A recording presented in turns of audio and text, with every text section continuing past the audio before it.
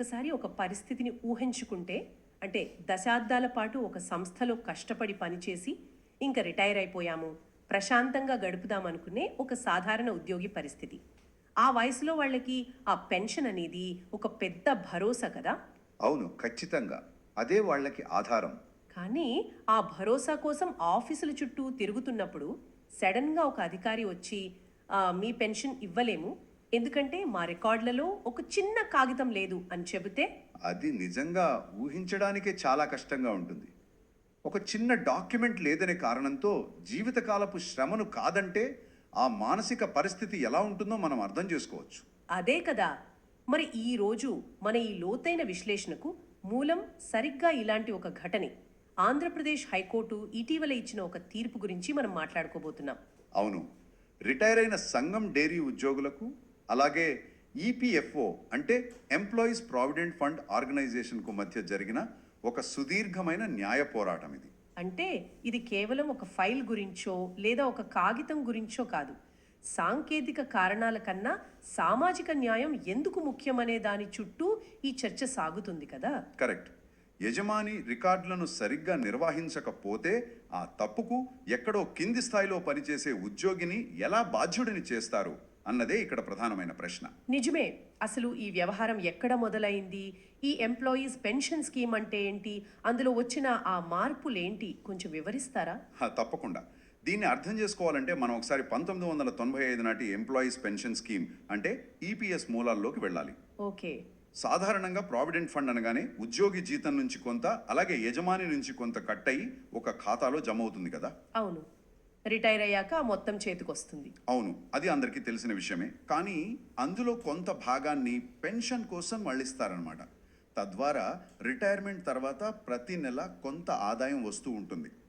అయితే ఇక్కడ ఏమైందంటే 2014 ఆగస్టులో కేంద్ర ప్రభుత్వం ఒక కీలకమైన సవరణ చేసింది. అంటే రూల్స్ మార్చారనమాట. అవును, ఇది 2014 సెప్టెంబర్ 1 నుంచి అమల్లోకి వచ్చింది. మరి ఈ కొత్త నిబంధనలు ఉద్యోగులకు లాభం చేసేవేనా? అంటే వాళ్ళకేమైనా ప్రయోజనం ఉందా ఇందులో? పైకి చూస్తే లాభమే అనిపిస్తుంది. అప్పటి వరకు ఈ పథకంలో ఒక లిమిట్ ఉండేది. కానీ కొత్త నిబంధనల ప్రకారం నెలకు 15,000 రూపాయల వేతన పరిమితిని మించి ఉన్న ఉద్యోగులకు ఒక కొత్త అవకాశం ఇచ్చారు. ఓహో, అంటే ఒక ఆప్షన్ లాంటిదా? అవును, అదే జాయింట్ ఆప్షన్. యజమాని, ఉద్యోగి ఇద్దరూ కలిసి ఈ ఆప్షన్ ద్వారా ఉద్యోగి అసలు జీతంలోంచి 8.33% వాటాను నేరుగా పెన్షన్ ఫండ్కు బదిలీ చేసుకోవచ్చు. అప్పుడు రిటైర్ అయ్యాక వాళ్ళకు ప్రతి నెల వచ్చే పెన్షన్ మొత్తం పెరుగుతుంది, అంతే కదా? కరెక్ట్, సరిగ్గా అదే. అయితే ఇందులో సమస్య ఎక్కడొచ్చింది? ఎక్కువ పెన్షన్ వస్తుందంటే ఎవరైనా ఆ జాయింట్ ఆప్షన్ తీసుకుంటారు కదా. మరి సంఘం డైరీ ఉద్యోగులు ఆప్షన్ తీసుకోలేదా? ఇక్కడే ఒక చిన్న చిక్కు వచ్చి పడింది. వాళ్ళు తమ అసలు జీతంపై పిఎఫ్ అయితే క్రమం తప్పకుండా చెల్లించారు. వాళ్ళ జీతాల నుంచి ఆ డబ్బు కట్ అయ్యి యాజమాన్యం ద్వారా వెళ్ళింది కూడా. ఆ, అంటే డబ్బులైతే కట్ అయ్యాయి. అవును, కానీ ఈ 2014లో వచ్చిన నోటిఫికేషన్ గురించి, ఆ ఫారం నింపాలనే చట్టపరమైన ప్రక్రియ గురించి ఆ కింది స్థాయి ఉద్యోగులకు అసలు సరైన సమాచారమే లేదు. పాపం, అంటే వాళ్ళకి అసలు తెలియదన్నమాట. అప్పట్లో ప్రభుత్వ గెజెట్ నోటిఫికేషన్లు సామాన్య ఉద్యోగులకు నేరుగా చేరే వ్యవస్థ పెద్దగా లేదు కదా. వాళ్ళేమో యాజమాన్యం అన్నీ చూసుకుంటుంది కదా అని ఒక నమ్మకంతో ఉండిపోయారు.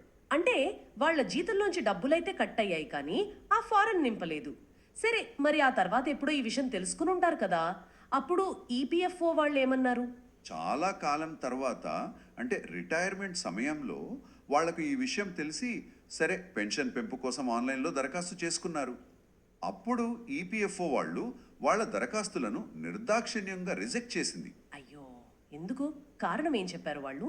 దానికి వాళ్ళు చెప్పిన కారణం ఏంటంటే, మీ యజమాని మాకు ఫారం 3A, ఫారం 6A మరియు పిఎఫ్ చెల్లించిన చలానులు సమర్పించలేదు, అవి లేవు కాబట్టి మీకు పెన్షన్ పెంచలేము అని ఒకే ముక్కలో తేల్చి చెప్పారు.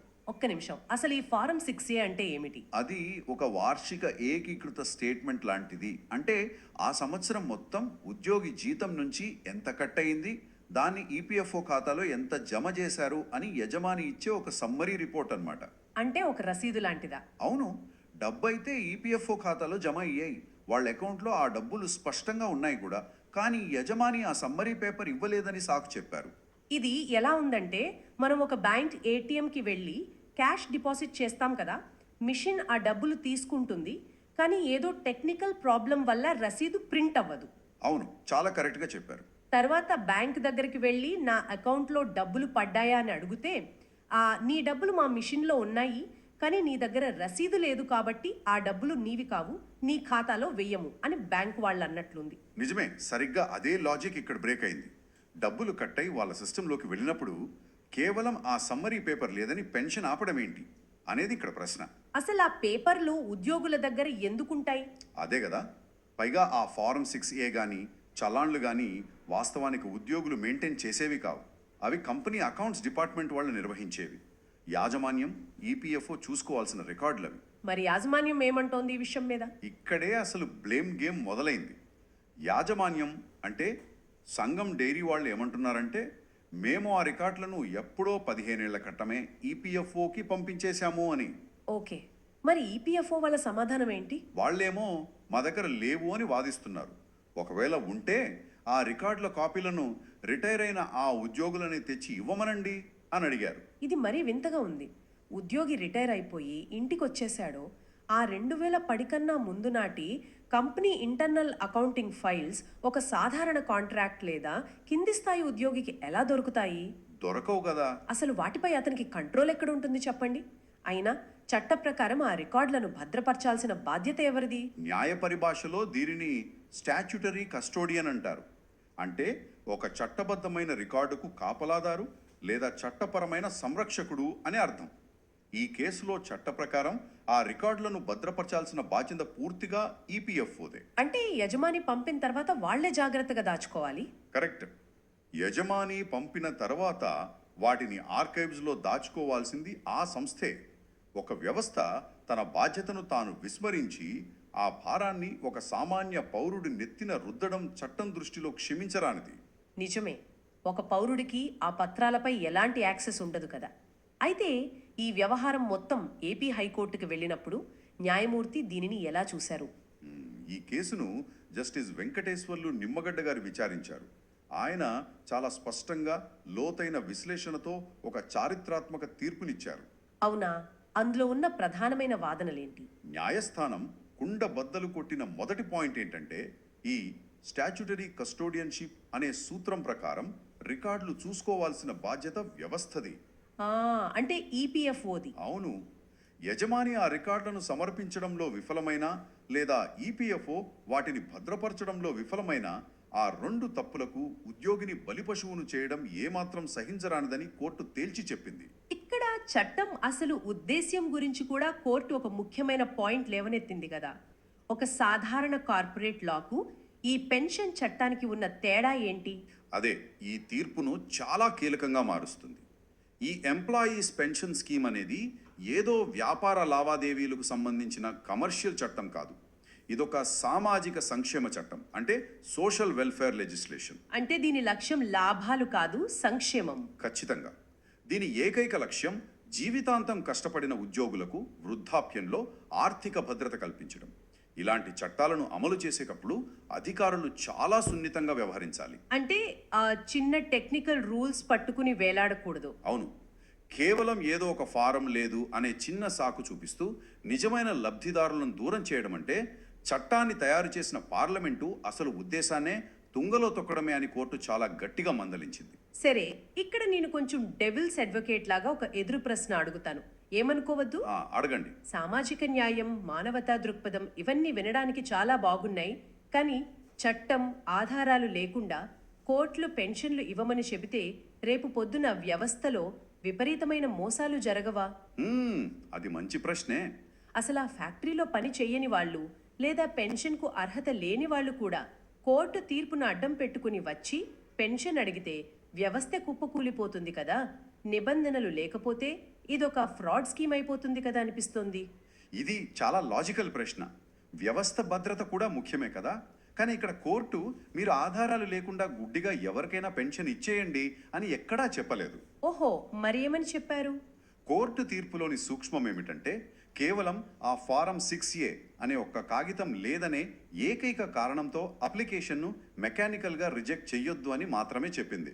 అంటే ఆ ఒక్క డాక్యుమెంట్ లేకపోయినా సర్వీస్ను నిరూపించడానికి వాళ్ళ దగ్గర వేరే మార్గాలు ఉన్నాయంటారా? అవును, చాలా మార్గాలు ఉన్నాయి. ఒక ఉద్యోగికి పెన్షన్ అర్హత ఉందా లేదా అని తెలుసుకోవడానికి ఆ ఒక్క కాగితమే ఆధారం కాదు కదా. మరి ఇంకేముంటాయి వాళ్ళ దగ్గర? ఈపీఎఫ్ఓ దగ్గర వాళ్ళ ఆన్లైన్ డేటాబేస్ ఉంటుంది. ఉద్యోగుల పీఎఫ్ అకౌంట్ నంబర్లు, వాళ్ళ ప్రతి నెల కాంట్రిబ్యూషన్లు చూపే ఫారం 3ఏలు, బ్యాంక్ స్టేట్మెంట్లు, వాళ్ళ సర్వీస్ రికార్డులు ఇవన్నీ అందుబాటులోనే ఉంటాయి కదా. నిజమే. అవన్నీ వదిలేసి ఒక్క పేపర్ లేదని ఆపడం కరెక్ట్ కాదు.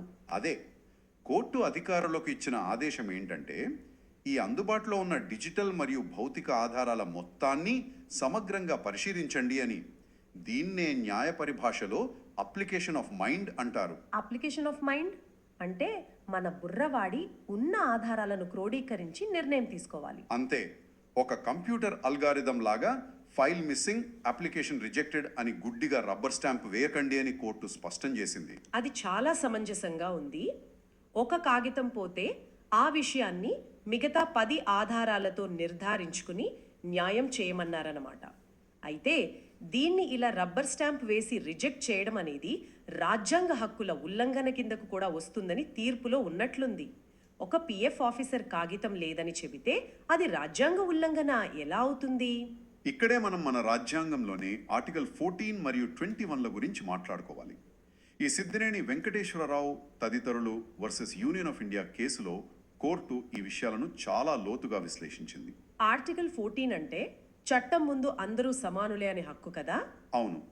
ఒకే డైరీలో పనిచేసిన కొందరు ఉద్యోగులకు రికార్డులు ఉన్నాయని పెన్షన్ వస్తుంది, కానీ వీరి దగ్గర యాజమాన్యం రికార్డులు ఇవ్వలేదన్న కారణంతో వీరికి రావడం లేదు. అంటే ఒకే తరహా సర్వీస్ ఉన్నవారి పట్ల వ్యవస్థ ఏకపక్షంగా అసమానంగా వ్యవహరిస్తుంది కదా. ఓహో, అలా చూస్తే ఇది ఖచ్చితంగా ఆర్టికల్ 14 ఉల్లంఘనే. ఇకపోతే ఆర్టికల్ 21 అంటే జీవించే హక్కు. పెన్షన్ ఆపితే జీవించే హక్కును లాగేసుకున్నట్లు ఎలా అవుతుంది? ఎందుకంటే పెన్షన్ అనేది వృద్ధాప్యంలో ప్రభుత్వం ఇచ్చే బిచ్చం కాదు కదా, దయాదాక్షిణ్యాలతో వేసే భిక్ష అంతకన్నా కాదు. అదొక హక్కు. అవును, వాళ్ళ కష్టం అది. రిటైర్ అయిన 60-70 ఏళ్ల వయసులో ఉన్న వ్యక్తులకు ఆ పెన్షన్ డబ్బే వాళ్ళ ఆహారం, వాళ్ళ ఇంటి అద్దె, ముఖ్యంగా వాళ్ళ ప్రాణాలు నిలిపే మందుల ఖర్చు. కరెక్ట్. ఆ వయసులో మందులకే సగం డబ్బులు అయిపోతాయి. ఆ డబ్బును ఆపడం అంటే పరోక్షంగా వారిని ఆకలికి, అనారోగ్యానికి గురి చేయడమే కదా. కేవలం ఒక క్లరికల్ ఎర్రర్, ఒక రికార్డ్ మిస్ అయింది అనే చిన్న సాకుతో ఒక మనిషి ప్రాథమిక అవసరాలను కాలరాయడం నేరుగా ఆర్టికల్ 21 అంటే జీవించే హక్కుపై దాడి చేయడమేనని కోర్టు వ్యాఖ్యానించింది. చాలా బలమైన వివరణ ఇది. చట్టంలోని ఒక చిన్న నిబంధన ఒక మనిషి భోజనాన్ని, మందుల బిల్లును ఎలా ఆపేస్తుందో అర్థమైతే గాని ఈ తీర్పులోని ఆ సీరియస్నెస్ అర్థం కాదు. మరి ఫైనల్గా ఈ కేసులో కోర్టు ఇచ్చిన ఆదేశాలు ఏమిటి?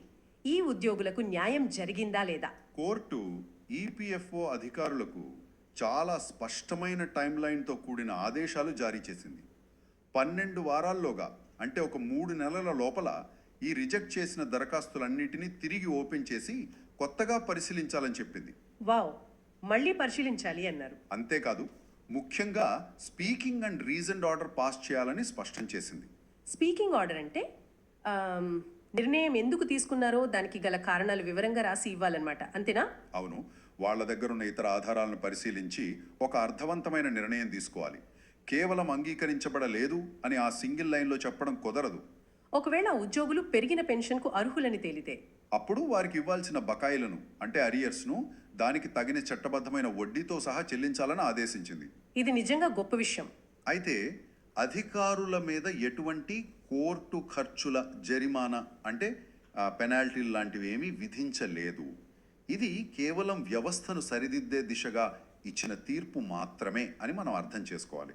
సరే, ఈ మొత్తం వ్యవహారం వింటుంటే ఒక విషయం చాలా స్పష్టమవుతోంది. ఇది కేవలం ఆ సంఘం డైరీ కార్మికులకు లేదా ఒక ఈపీఎఫ్ఓకు సంబంధించిన విషయం మాత్రమే కాదు కదా? అవును, ప్రతి సామాన్యుడికి సంబంధించిందే.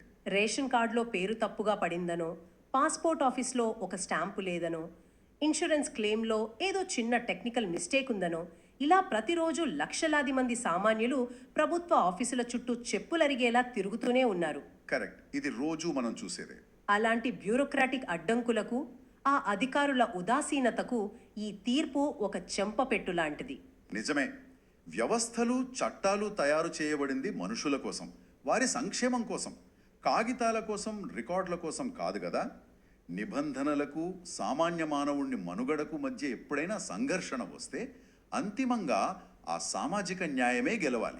ఖచ్చితంగా. ఒక పౌరుడిగా మన హక్కుల కోసం ఎలా నిలబడాలి, న్యాయస్థానాలు కాగితాలకే కాదు వాస్తవాలకు కూడా ఎలా విలువిస్తాయో ఈ తీర్పు మనకు చాలా స్పష్టంగా చూపిస్తోంది. ఏది ఏమైనా ఒక దృఢమైన బ్యూరోక్రసీపై సాధారణ పౌరుల హక్కులు సాధించిన ఒక గొప్ప విజయంగా దీనిని మనం చూడవచ్చు.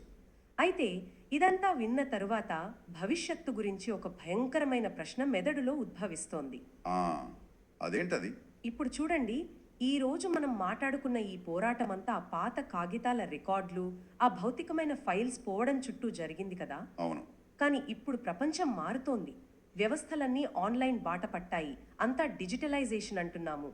ఒకవేళ భవిష్యత్తులో ఈ దశాబ్దాల పాటు ఉన్న భౌతిక పత్రాలే ఈ ఉద్యోగులను, అధికారుల ఉదాసీనత నుంచి కాపాడలేకపోయినప్పుడు ఈ కొత్త డిజిటల్ వ్యవస్థలు సామాన్యుడికి నిజంగా భద్రతనిస్తాయా?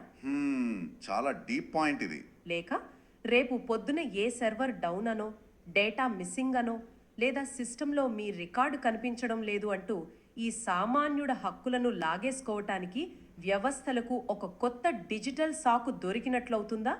ఇది నిజంగా ఆలోచించాల్సిన విషయమే.